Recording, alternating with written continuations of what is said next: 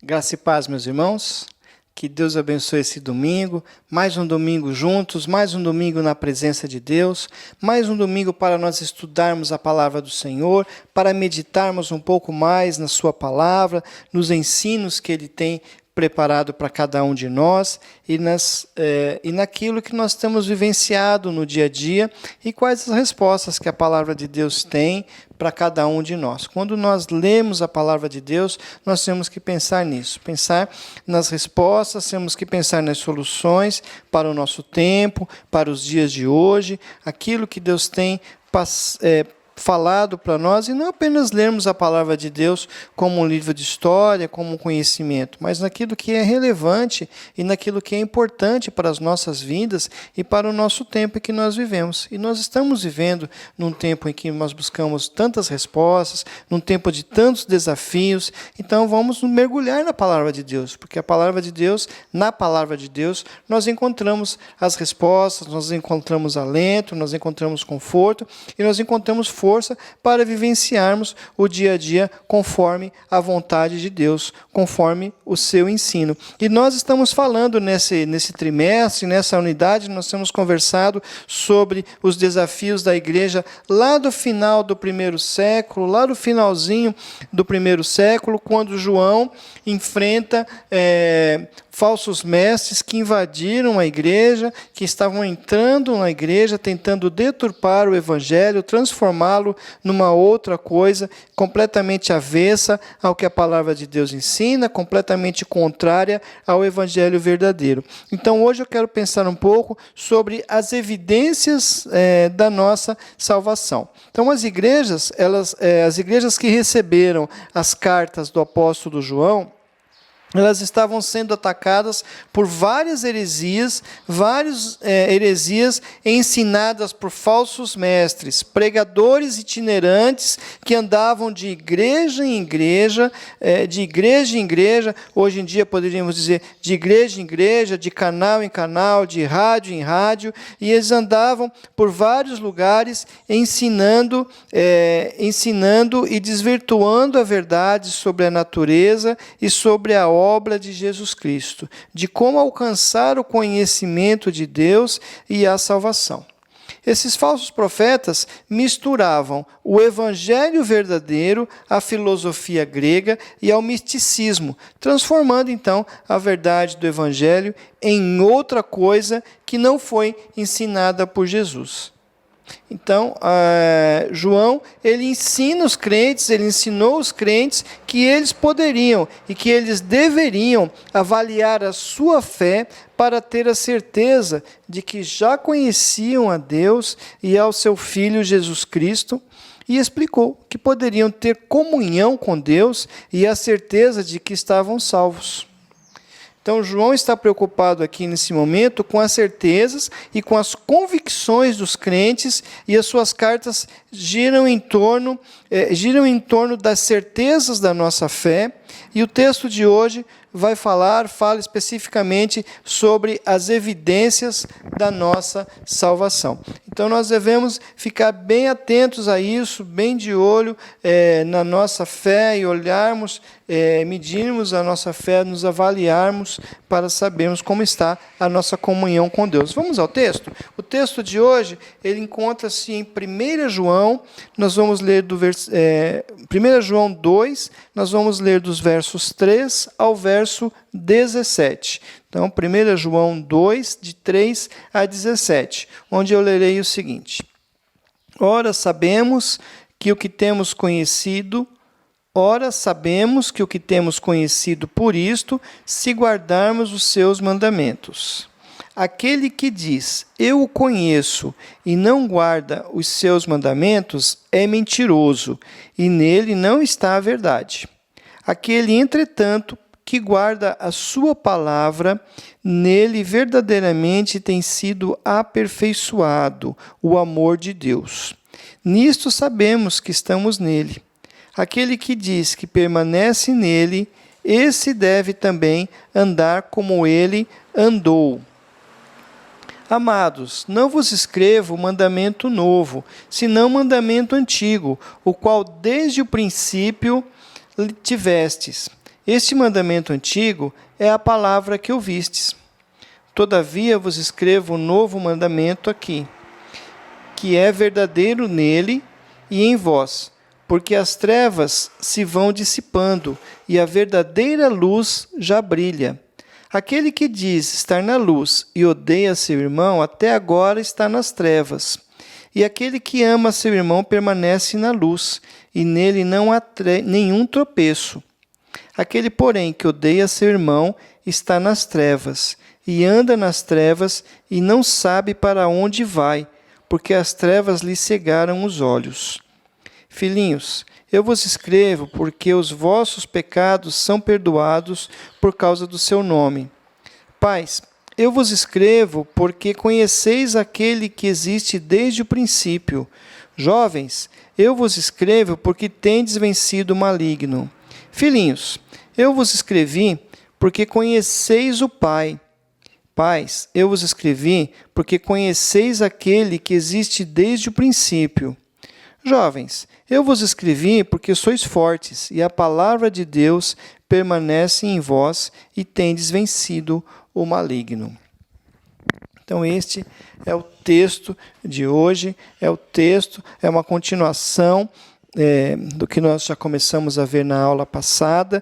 João, então, fala sobre as evidências da nossa salvação. Na semana passada, nós falamos sobre a capacitação que Deus nos dá, falamos sobre a comunhão com Deus, falamos da presença de Deus conosco, e hoje nós estamos falando então sobre as evidências. E o que são evidências? Evidências são provas, evidências são demonstrações, são confirmações, é algo que não deixa dúvida. E que provas são essas de que realmente somos salvos? Que evidências são essas de que realmente nós somos salvos? Então, João trata aqui exatamente sobre isso. Quais são as evidências de que nós somos salvos? Os falsos mestres traziam um pensamento de que eles eram a única fonte que traria o conhecimento que levaria à salvação, e que as pessoas, os crentes daquelas igrejas, não eram salvos. Então, João vem trazendo então essas evidências que são manifestadas em cada um de nós. Então, a primeira evidência de que nós somos salvos é a obediência aos mandamentos de Cristo. A primeira evidência é essa, a obediência aos mandamentos de Cristo. Lá no versículo 3 e 5, logo no início, ele já fala isso. Sabemos que o temos conhecido. Que temos conhecido quem? Que temos conhecido a Jesus. Por isso, se guardamos os seus mandamentos. Então, aquele que diz que eu o conheço, que conhece a Jesus, e não guarda os seus mandamentos, é mentiroso, e nele não está a verdade.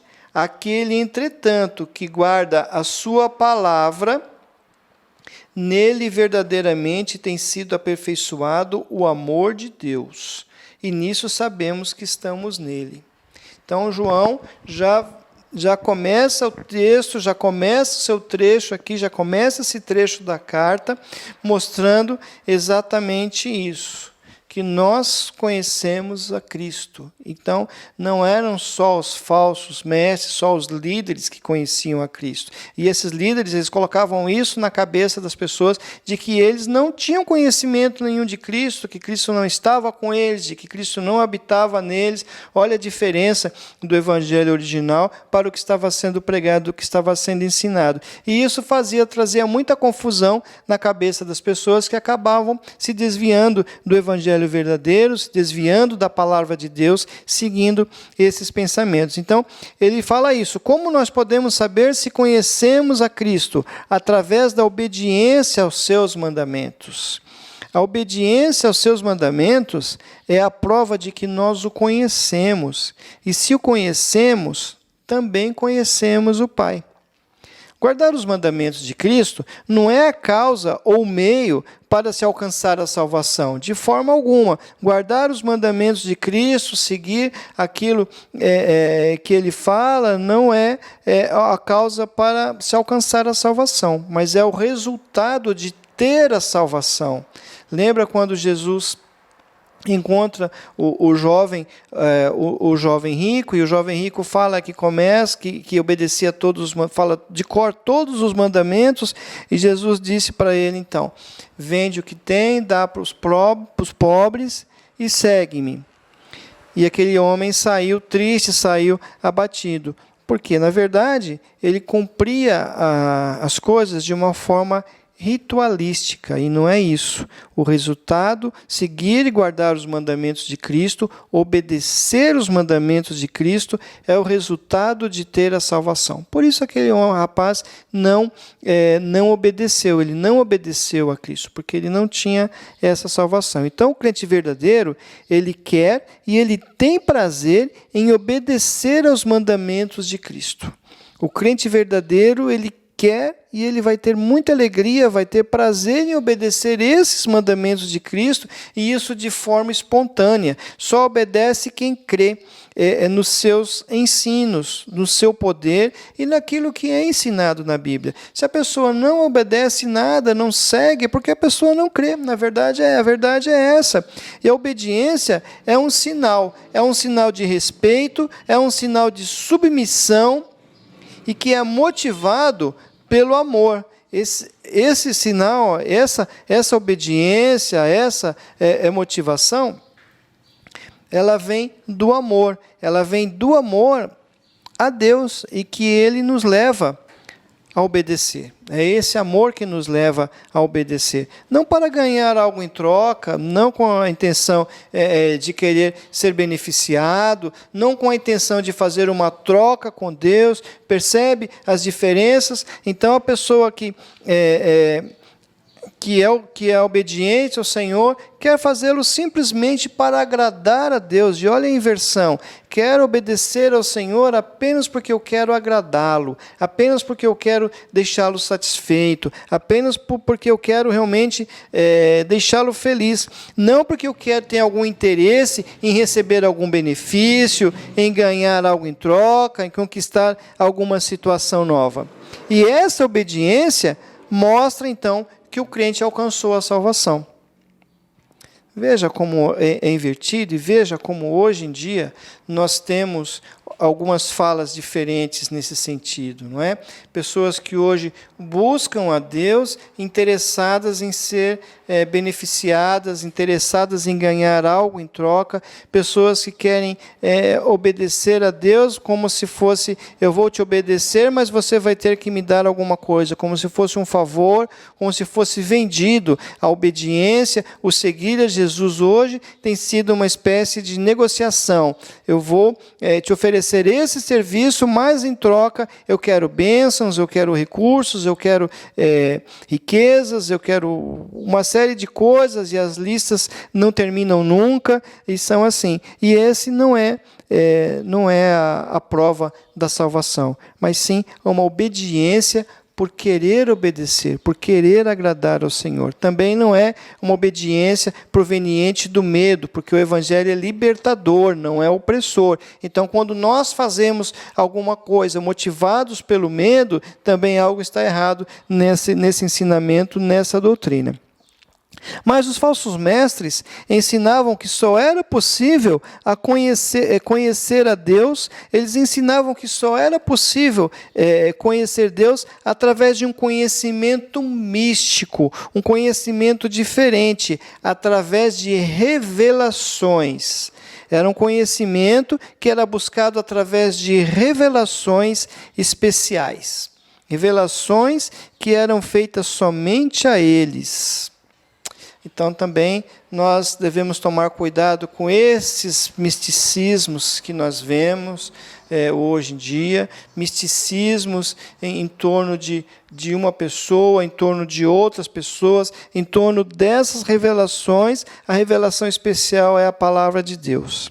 A revelação especial está na palavra de Deus. E eles acreditavam que essas revelações especiais de Deus eram feitas somente a eles, e que para alcançar a salvação, então, as pessoas precisavam passar por um processo, por um longo processo, que era um processo chamado de iniciação nesses mistérios. Daí a religião de mistério, muito presente naquele tempo, o gnosticismo que hoje atua, que hoje está presente dentro de muitos segmentos, de muitos setores, e devemos tomar cuidado para que essas coisas não entrem no nosso meio, não entrem nas nossas igrejas, não entrem, não penetrem nas nossas comunidades e nos nossos grupos, onde nós servimos ao Senhor. Então, havia esse processo de iniciação nesses mistérios que eram ministrados por eles.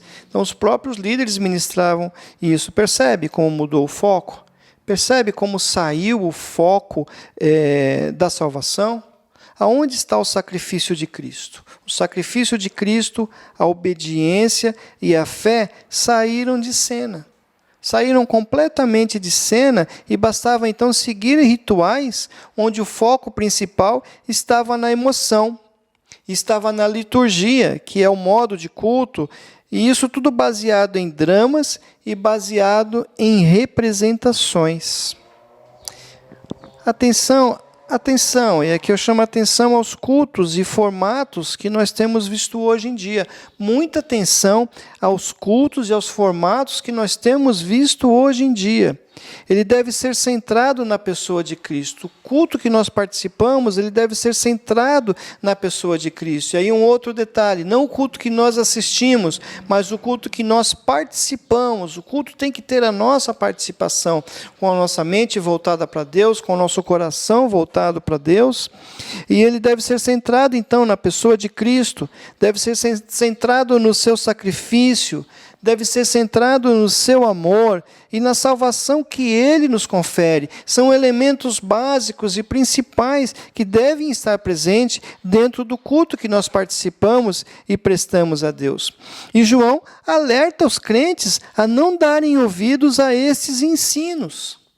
Não darem ouvidos a esses ensinos, pois a prova da fé e do relacionamento que nós temos com Deus e com seu Filho é a obediência.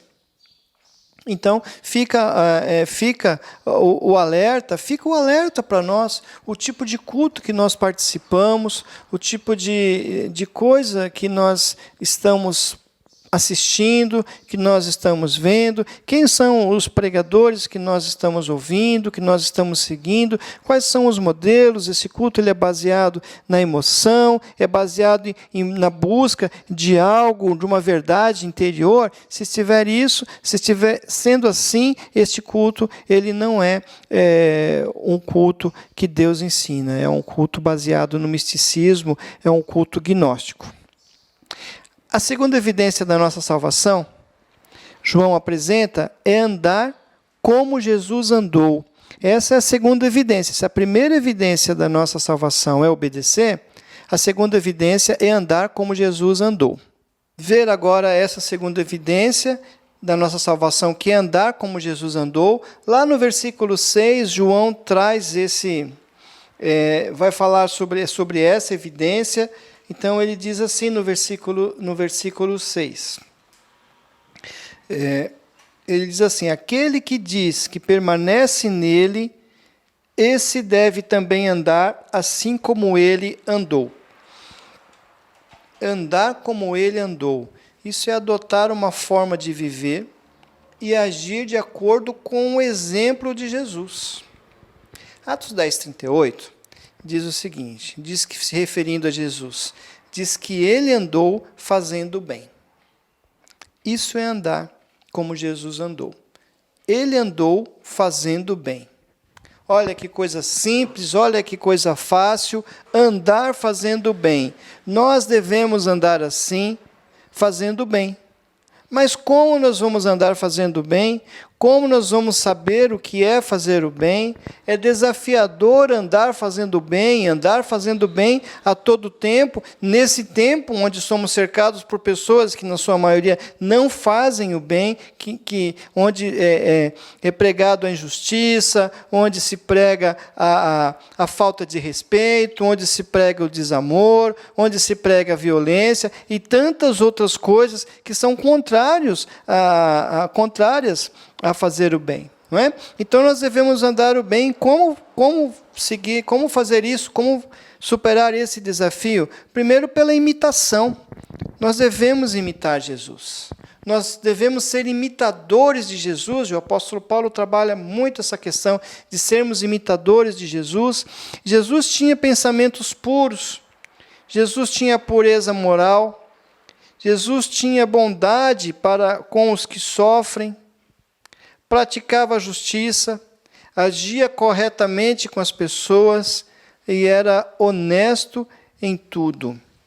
Jesus tinha esses pensamentos. E como nós vamos desenvolver, então, isso? Como nós vamos desenvolver pensamentos puros? Pensando nas coisas que são de cima, pensando nas coisas que são de Deus, vivendo para Deus, tendo comunhão com Ele. E João trabalha muito aqui a questão da comunhão com Deus. Então, tendo comunhão com Deus, vivendo para Deus, ali no dia a dia, ali no trabalho, pensando nas coisas de Deus, meditando num texto, num versículo, cantando uma música, ainda que dentro da mente, às vezes não pode ficar cantando no trabalho, nem dá, então vai ali cantando a música ali mentalmente, direcionando os nossos pensamentos, né? Voltando os nossos olhares para coisas que agradam a Deus. Então aí nós eliminamos uma série de programas, de filmes e outras coisas que não convém nem nós ficarmos vendo e vamos então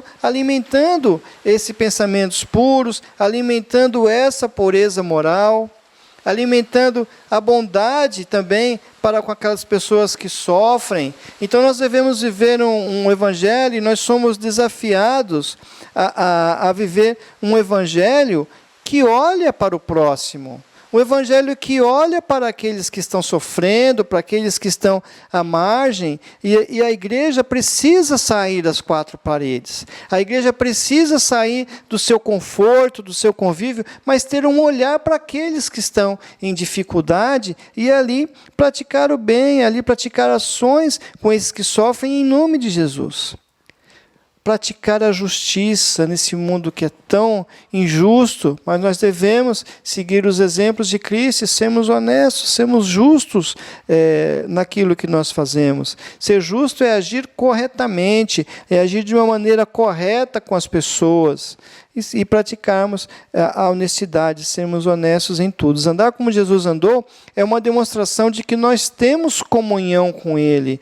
Então, nós temos comunhão com Jesus quando nós queremos seguir os seus passos, quando nós queremos seguir as suas pegadas, e nós fomos chamados para isso. Jesus disse: segue-me. Nós somos convidados a seguir a Jesus, a trilhar os seus caminhos, andar nos seus passos, buscar os seus interesses. Bem diferente também daquilo que nós vemos e que é ensinado hoje em dia, muitas coisas que têm sido ensinadas hoje em dia. Então, se você obedece os mandamentos do Senhor, e se você anda ou procura andar como Jesus andou, essa também são as evidências. Você já tem então duas evidências de que tem a salvação.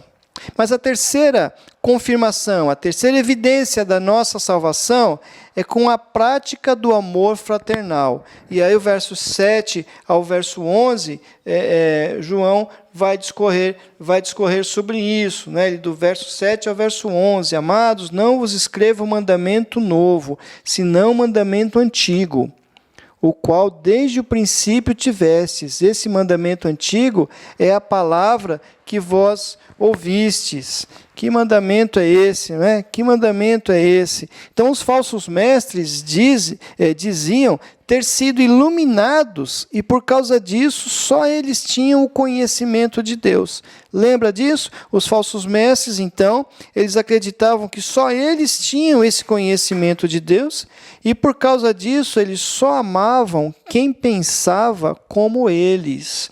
Olha o negócio aí. Eles só amavam aqueles que eram iguais, só amavam os seus iguais, só quem aceitava o seu ensino e o seu pensamento.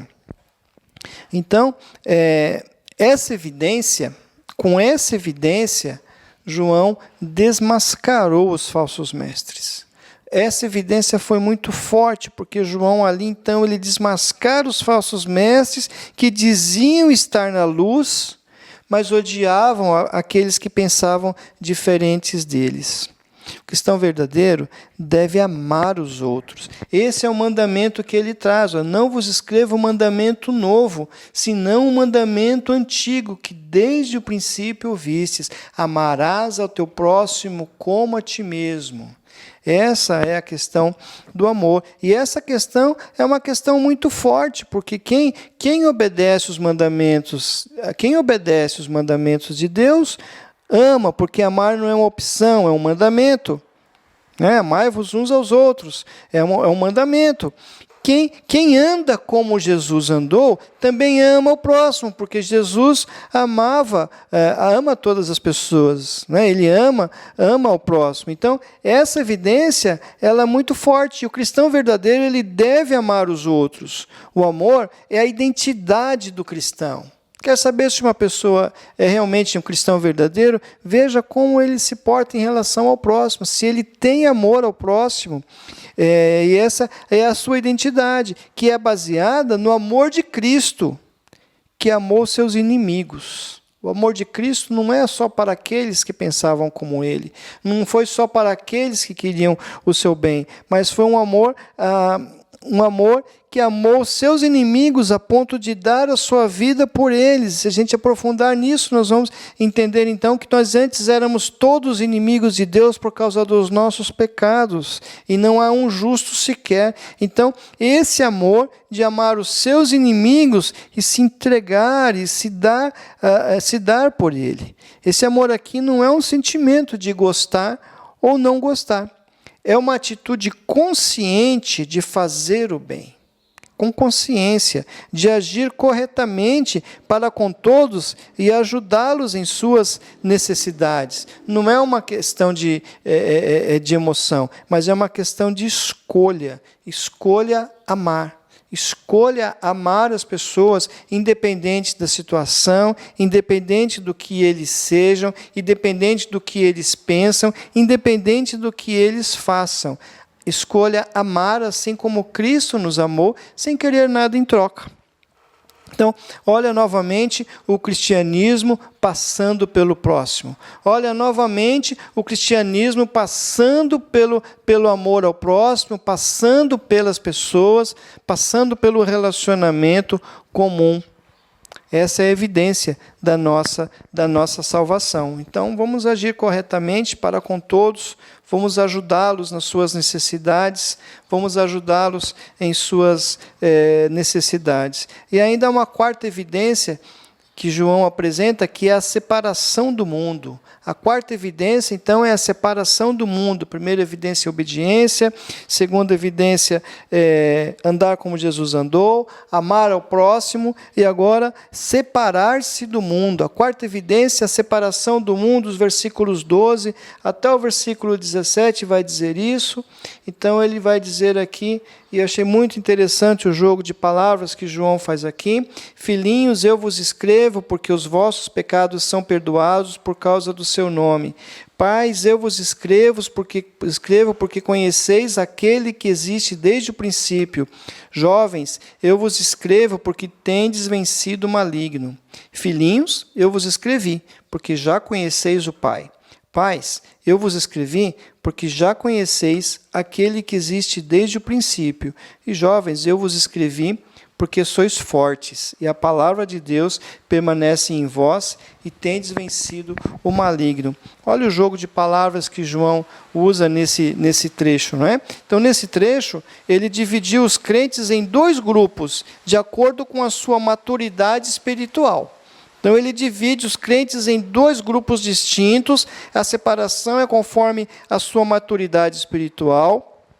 Então, ele chama a todos de filhinhos. Quando ele fala filhinhos, ele está se referindo a todos os crentes, a todos os cristãos, e João era conhecido por essa expressão.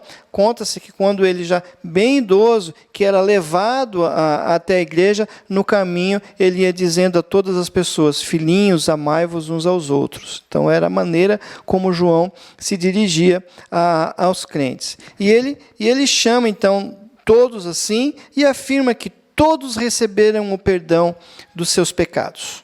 Todos, sem exceção, receberam o perdão dos seus pecados. E a certeza que o crente está perdoado e salvo se baseia na obra de Cristo, na encarnação, na morte e na ressurreição, e não em sentimentos e emoções e conhecimento intelectual dele. Não adianta ter o conhecimento intelectual, não adianta ter a emoção, não adianta ter nenhum sentimento em relação a Cristo, mas a certeza que o crente está perdoado, ele se baseia na obra de Cristo, não são nos nossos méritos, não é naquilo que nós podemos ou venhamos a fazer. E aos mais maduros da fé, então, João chama de pais. Os pais aqui são aqueles mais maduros na fé. Ele mostrou que eles tinham um verdadeiro conhecimento de Jesus, e o que é desde o princípio. Então ele se refere aqui a Jesus, o que é desde o princípio. Lembra lá da primeira aula, quando ele faz um jogo de palavras, referindo-se que Jesus é desde o princípio, querendo dizer que Jesus é Deus e que Jesus é eterno, estava antes da fundação do mundo, existia antes da fundação do mundo. Então ele diz isso, mostra que eles tinham esse verdadeiro conhecimento de Jesus e que eles não precisavam de uma nova revelação ou de um novo conhecimento, porque já conheciam, eles já estavam ligados e em comunhão com Jesus. Nós já estamos ligados em comunhão com Jesus. Aquele que já entregou o seu coração, a sua vida verdadeiramente a Jesus, já tem Jesus morando dentro de si e não precisa de novidades, não precisa de novas revelações, não precisa de novos conhecimentos, não precisa de novos modelos, de novas formas, porque já conhecem, já estão ligados em comunhão com Jesus. Aos mais novos na fé, esses é que João chama de jovens. Então, são os mais novos da fé, o pessoal que estava chegando agora. Então, ele chama eles de jovens e os lembra que eles já venceram o maligno e que eles eram fortes porque a palavra de Deus estava dentro deles. Então, João convida aqui a todos a olharem para a experiência que cada um teve com Cristo, para a experiência individual que cada um teve com Cristo. E que experiência é essa? A experiência de ter sido perdoado pelos pecados. Essa experiência de receber o perdão, a experiência do conhecimento de Deus e da vitória sobre o diabo. Então eles não precisavam de mais nada, eles eram livres, não precisavam de mais nada, apenas tomar a firme decisão de não amar o mundo, de não amar as coisas do mundo. E as coisas aqui representadas são a concupiscência da carne, que são os desejos sexuais pecaminosos, a cobiça e o desejo desenfreado por bens materiais. A concupiscência dos olhos, que é se deixar levar por tudo que vê, invejar, querer a todo custo aquilo que eu vejo, e o que tem inveja não quer o que é, não quer ter o que o outro tem, como o outro tem, mas quer ter exatamente o que o outro tem, quer ser o outro. E a soberba da vida, que é confiar em si mesmo e nos seus próprios recursos, confiar na sua força, no seu pensamento, na sua verdade, e colocando Deus à margem dessa confiança. Então, o amor ao mundo e a Deus não se combina. Por isso, quem tem comunhão com Deus se separa do mundo. É isso que a palavra de Deus está nos ensinando nesse momento. É isso que João está nos ensinando, que amor ao mundo e amor a Deus não se combina. Por isso, quem tem comunhão com Deus se afasta do mundo, se separa do mundo, porque vê em Deus todas as respostas e as soluções. Então pense nisso. Os membros daquela igreja pensaram em tudo isso, viram esse confrontamento com o que era ensinado pelos falsos mestres, e isso foi um grande golpe nos falsos mestres, porque eles foram realmente desmascarados, porque se todos tinham comunhão com Deus, todos tinham Cristo habitando dentro de si, por que então seguir as novas verdades e as novas filosofias desses falsos mestres? Então pense nisso, evidências da salvação, obediência aos mandamentos de Jesus, andar como ele andou, amar ao próximo e separar-se do mundo. Que Deus te abençoe nessa caminhada e que nós possamos então ver em nós mesmos as evidências da salvação. Vamos orar, vamos pedir ao Senhor então que nos dê o entendimento da sua palavra. Pai querido, eu quero te agradecer, ó Deus, por esse momento de estudo, quero te agradecer, ó Pai, pela tua palavra que nos ensina e que nos confronta, ó Deus. Que nós possamos, ó Pai, ter um entendimento da Tua Palavra, não um entendimento histórico, não um entendimento intelectual, Senhor Deus, mas que nós possamos compreender e pôr em prática aquilo que o Senhor nos ensina. Que nós, Senhor, sejamos firmes na Tua Palavra e buscando no Senhor o entendimento para as nossas práticas do dia a dia. Nós te agradecemos por tudo. Nós te agradecemos porque nós podemos ver as evidências da salvação na nossa própria vida, na nossa fé, e que cada um de nós, ó Pai, cada um dos meus irmãos, desses que estão nos assistindo nesse momento, Senhor Deus, possa olhar para a sua fé e possa ver em si as evidências dessa salvação. Se alguém ainda não tem essas evidências, se alguém ainda não foi alcançado, Senhor, que o Senhor esteja trabalhando no coração e que possa abrir a sua mente, o seu coração e pedir ao Senhor que venha fazer morada. Eu te peço a tua bênção na vida do teu povo e de todos nós, no nome de Jesus. Amém. Que Deus te abençoe. Um excelente dia para você.